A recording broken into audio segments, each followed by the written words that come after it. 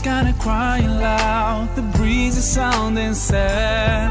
Oh no, tell me when did we become so cold and empty inside?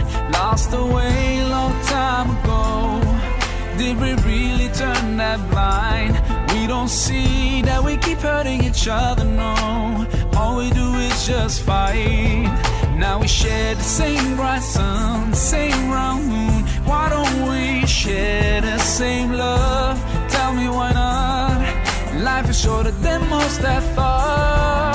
Hold my hand, there are many ways to do it right. Hold my hand, turn around and see what we've left behind. Hold my hand, my friend, we can save the good spirit of me and you for another chance. And let's pray for the beautiful world I share with you.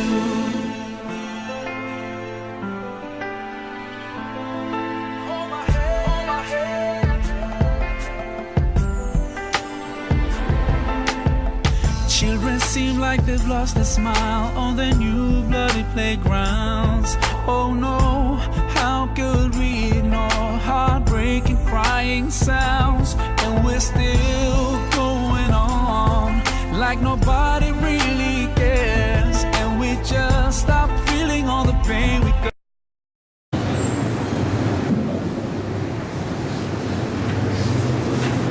Sebelum saya mulakan untuk membaca kitab ini, InsyaAllah pada hari ini, pagi ini, seperti yang saya sebut semalam dan sebelum ini, kita akan buat kutipan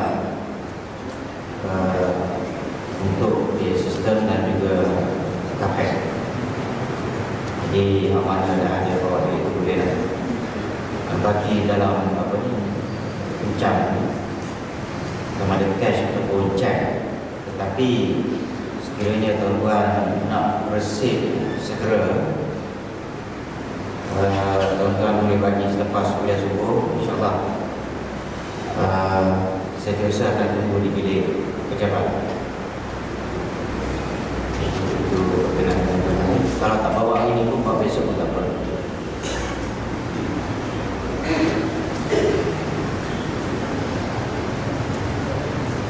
Abdul Qasim bin Muhammad berkata,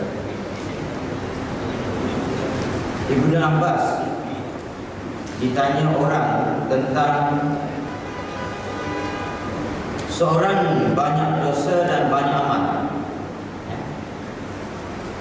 dan seorang sedikit dosa, sedikit amal, manakah yang lebih kau suka? Jawab Ibnu Abbas, saya tidak dapat menyamakan keselamatan dengan sesuatu apa. Yang sedikit dosa yang lebih saya suka. Ibnu Abbas radhiyallahu taala anhuma, sahabat Nabi yang banyak ilmu, yang dianggap sebagai guru pada zaman itu. Orang tanya dia, banyak dosa, banyak amal.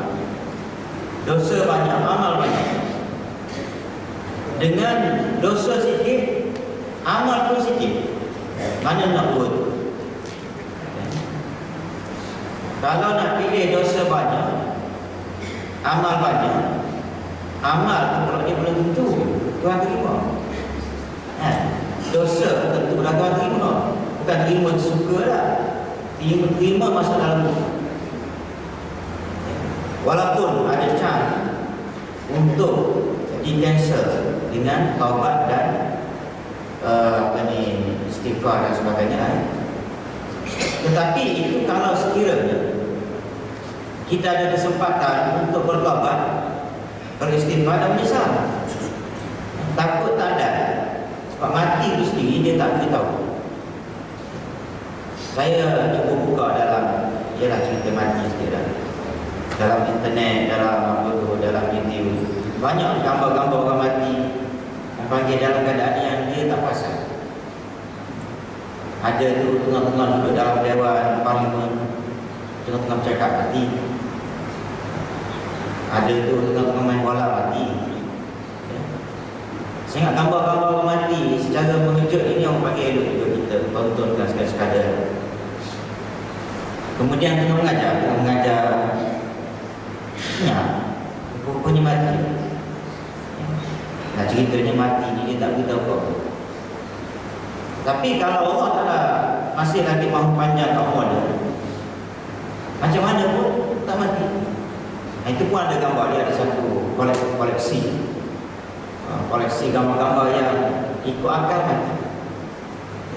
Ikut akalnya mati. Tapi nak ceritanya ditulis setiap sesuatu tak ada ajal. Yang satu lagi tu apa dia? La yastaqdimu dengan la yastakhir. Tak didahulukan dan tak dipercepatkan dan tidak dilambatkan mati. Kereta laju, langgar, dia sempat lagi sikit, tak mati. Tak mati. Banyak saya tengok dia yang itu saya sedang cukup bagus untuk nak beritahu pada orang bahawa mati ni dia tak boleh teruskan, tak boleh cepat. Kalau dah sampai masa on time, mati. Baik. Jadi kalau sekiranya kita buat dosa walaupun sikit, Ibn Abbas kata, aku lebih suka lah, dia kata aku lebih suka buat dosa sikit dan amalan sikit pun tak. Dia pilih antara dosa sikit dengan amalan sikit dengan dosa banyak tapi amalan banyak. Mana nak? Jadi kata kalau nak pilih, dua-dua tu tak ada belaka. Tapi kalau dah ada pilihan, maka dia pilih dosa sikit. Lebih saya tenang jiwa. Sebab dosa sikit mungkin istighfar habis, tak nanti bertobat. Kalau amalan sikit tu macam mana? Amalan sikit tu mana tahu waktu terima, Tuhan terima. Sikit tapi Tuhan terima. Dosa dia buat sikit, kebetulan istighfar menyesal sikit habis. Jadi hak sikit amalan baik yang Tuhan terima walaupun sikit lebih baik daripada dosa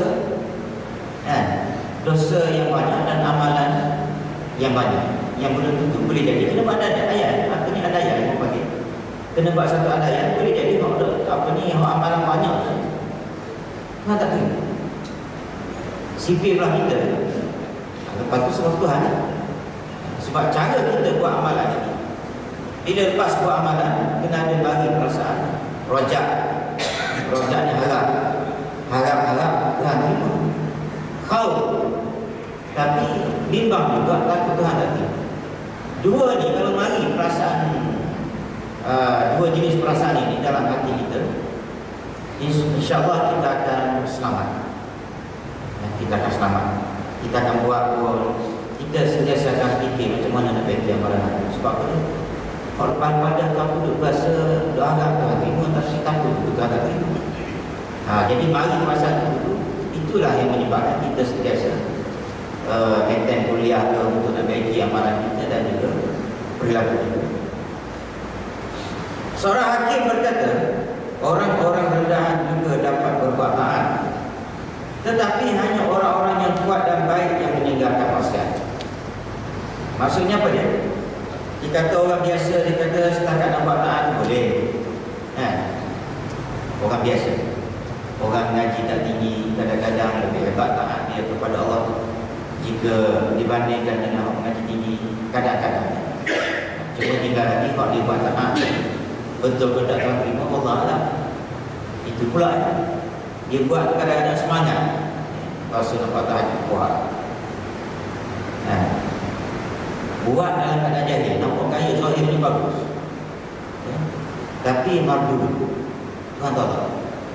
Pasal awak buat bagus dah banyak comel, tapi cara awak tu apa tak terima, tak kena dengan cara aku nak. Kita buat contoh gini lah, tengah-tengah orang mengajar duduk semayang sunat, apa benda sunat tak tahu lah kan. Biasanya berlaku antara maghrib dan isyak. Jadi masuk dalam masjid, kadang-kadang bukan masuk lepas maghrib tu duduk semayang sunat. Macam ni lah yang jenis apa ni, hak sama-sama jahil kata bagus betul dia tu. sembahyang sunat tak berhenti. Orang tengah mengajar pun dia sembahyang sunat. Itu hak sama-sama jahil. Hak sembahyang sunat pun jahil, hak kata bagus pun jahil. Tapi orang yang berilmu kata kesian, dia tak mengerti antara belajar dengan sembahyang sunat. Belajar itu wajib, sembahyang sunat itu sunat. Kalau ingkis nak sembahyang sunat pun, ulama dia bincang pada dia, boleh sembahyang sunat untuk tahiyat masjid. Takdir lah maknanya sembahyang rumah maghrib dah balik kerja lewat, magi-magi orang tengah mengajar kuliah maghrib. Okey, sembahyang sunat tahiyat masjid. Itu saja yang boleh disesuaikan. Lepas tu nak sembahyang sunat lain tu awabi dia tak ada. Awabi tak ada. Masa tu kena dengar. Sebab tu saya rasa tuan-tuan ada kalanya kita masjid kita sekarang ni memang kita ada banyak ni. Ada satu yang saya nak cadangkan, cuba belajar sembahyang sunat awabi. Jangan antara maghrib ke isyak yang kita friskan dulu sementara kuliah untuk mengisi ustaz yang lain-lain nak tukar-tukar sekali-sekala. Jadi sementara tak ada, kita sembahyang sunat awabi. Sembahyang sunat awabi paman-paman 2 rakaat, tapi nak cantik 6. 6 rakaat. Jadi buat sembahyang sunat awabi ni apa makna dia? Sembahyang sunat kita tahu barat. Awabi ni kembali kepada Allah Taala. Kita bertobat. Jadi yang kita buat. Baik. Jadi orang rendahan ini dia kata banyak yang boleh buat taat, tetapi dia kata hanya orang yang kuat saja dan baik saja yang boleh mampu meninggalkan maksiat. Ini yang kualiti tinggi saja yang boleh tinggalkan maksiat. Baik, Abu Lais berkata di dalam kitab Allah ada dalil bahawa orang yang meninggalkan maksiat itu lebih afdal daripada orang yang berbuat taat, sebab Allah mensyaratkan bahawa taat kebaikan yang mendapat pahala itu hanya dapat dibawa ke hari akhirat.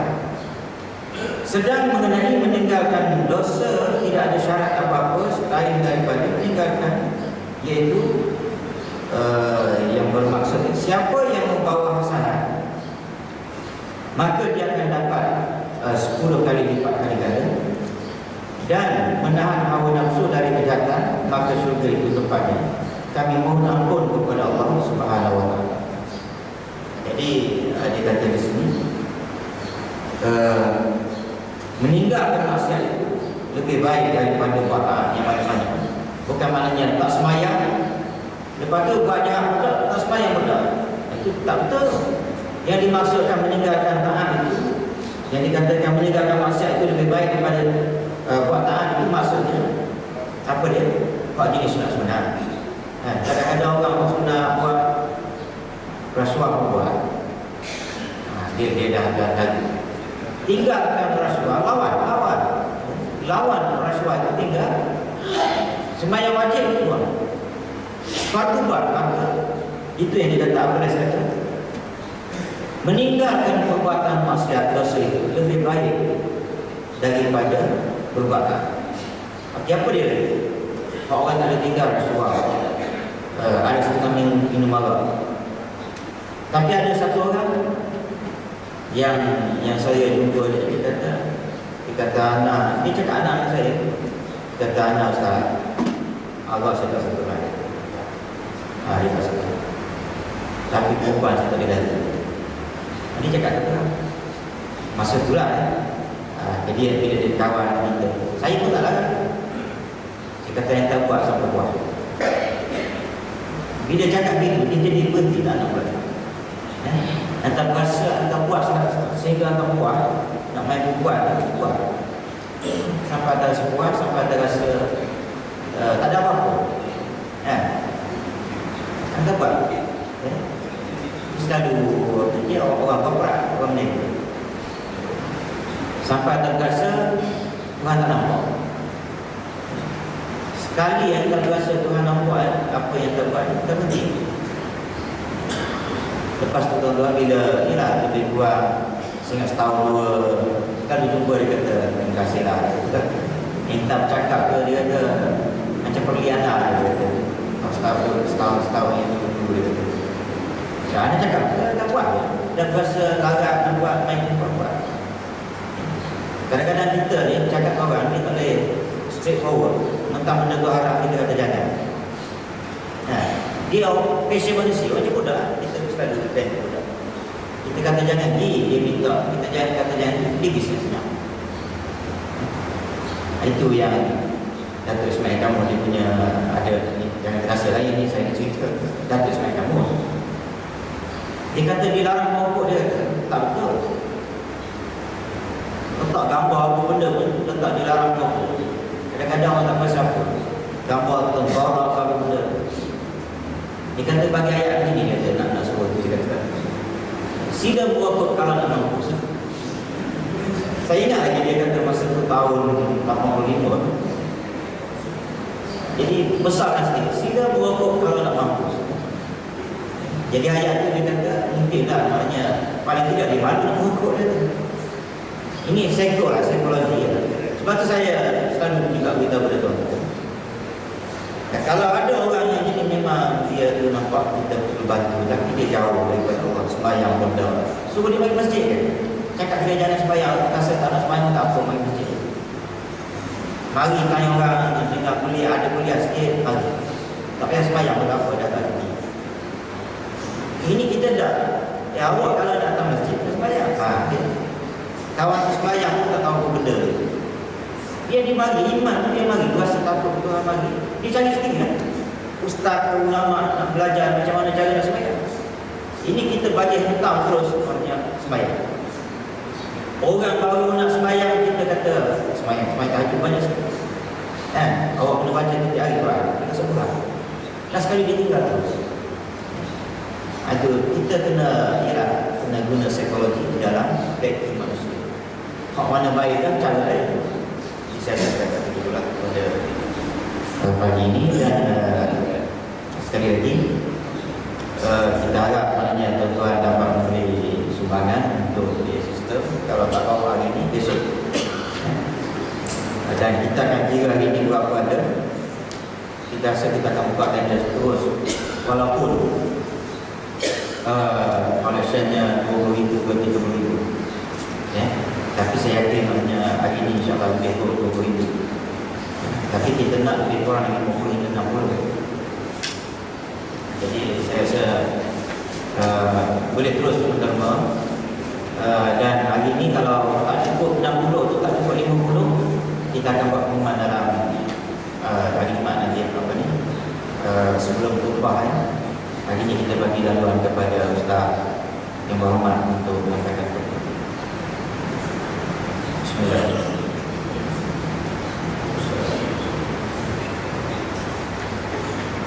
Allahumma